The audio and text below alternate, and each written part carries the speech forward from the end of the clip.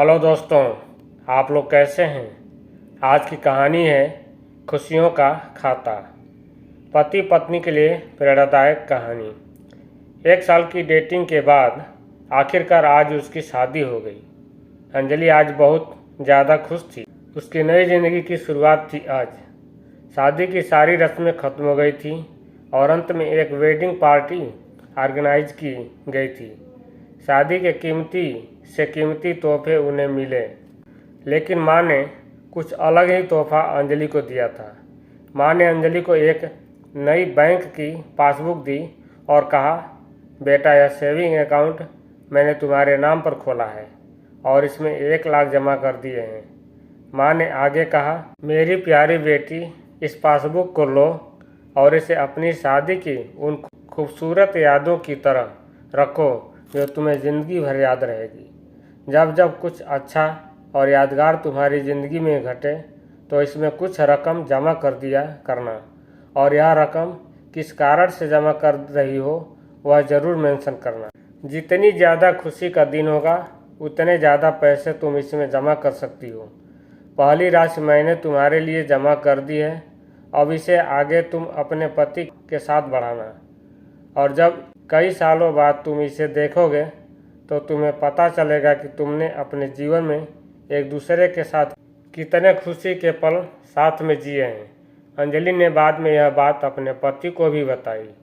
दोनों को ही यह सुझाव बड़ा ही पसंद आया और अब वह दोनों ही उस वक्त का इंतज़ार करने लगे जब इस खाते में कुछ पैसे जमा करा पाए। महीनों बाद उनकी पासबुक कुछ इस तरह से दिखने लगी। 19 जनवरी 10,000। शादी के बाद पति का पहला बर्थडे मनाया। 27 फरवरी 20,000। पत्नी को नौकरी मिली। 25 मई 20,000। वैकेशन शिमला में। 3 जून 50,000। पत्नी प्रेग्नेंट हुई। 22 जुलाई 40,000। पति को प्रमोशन मिला और ये सिलसिला आगे बढ़ता रहा। पर जैसे जैसे समय बीतने लगा, साल बढ़ने लगे, दोनों में झगड़े होने लगे। छोटी छोटी बातों पर वे अक्सर एक दूसरे के साथ बहस करते, कभी कभी बिना बात के ही झगड़ा करने लगते। धीरे धीरे दोनों के बीच बातें बंद हो गई। वह दोनों ही अब अपने शादी के फैसले पर पछताने लगे। दोनों को ही ऐसा लगने लगा कि उन्होंने दुनिया के सबसे घटिया इंसान से शादी की है। शायद उनके बीच का वह प्यार कहीं गुम हो गया जो पहले था। एक दिन अंजलि ने अपनी माँ से बात की।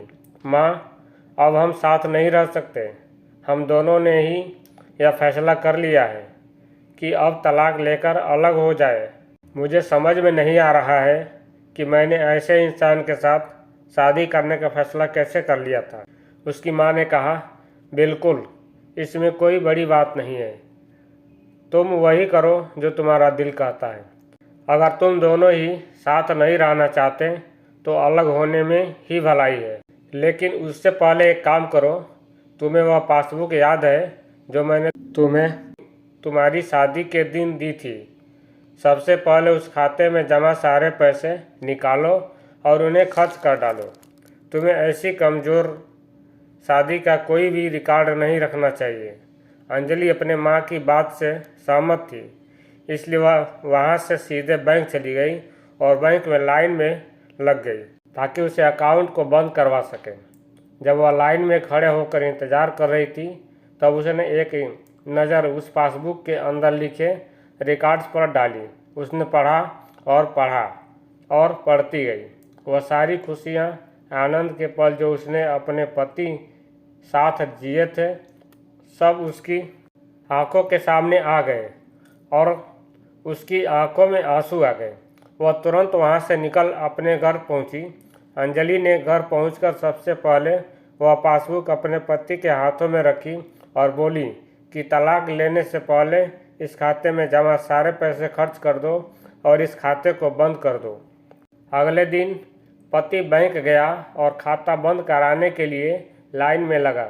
जब वह लाइन में अपना नंबर आने का इंतज़ार कर रहा था, उसने एक नज़र उस पासबुक पर डाली।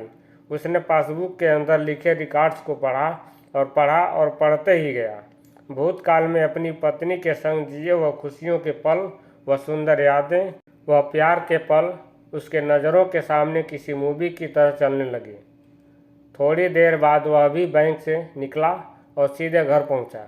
घर पहुंचकर पासबुक उसने अंजलि के हाथ में रख दी। अंजलि ने जब उस पासबुक को खोल कर देखा, उसमें एक नई एंट्री 10 लाख की थी और उसके कारण उसके रूप में लिखा था, यह वह दिन है जब मुझे यह एहसास हुआ कि मैं तुमसे कितना प्यार करता हूँ और यह भी कि तुमने मेरी ज़िंदगी में कितनी खुशियाँ लाई है। वह दोनों एक दूसरे के गले लग गए, खूब रोए और उन्होंने उस पासबुक को संभाल कर तिजोरी में रख दी। दोस्तों, ज़िंदगी में गिरना कोई बड़ी बात नहीं है। जब आप किसी भी कारण से गिरते हो तो आपको हमेशा कहाँ गिरे हो उससे ज़्यादा गिरने से पहले आप कहाँ थे वह याद रखना चाहिए। गलतियों को सुधार कर आगे बढ़ने का नाम ही तो ज़िंदगी है। तो दोस्तों, इस कहानी से आपको क्या सीख मिली, आप कमेंट करके ज़रूर बताना। दोस्तों, अगर यह वीडियो पसंद आई हो तो अपने दोस्तों को शेयर करें और चैनल पर नए हों तो APS वॉइस स्टोरी चैनल को सब्सक्राइब करें और साथ में घंटी वाले बटन को ज़रूर दबाएं।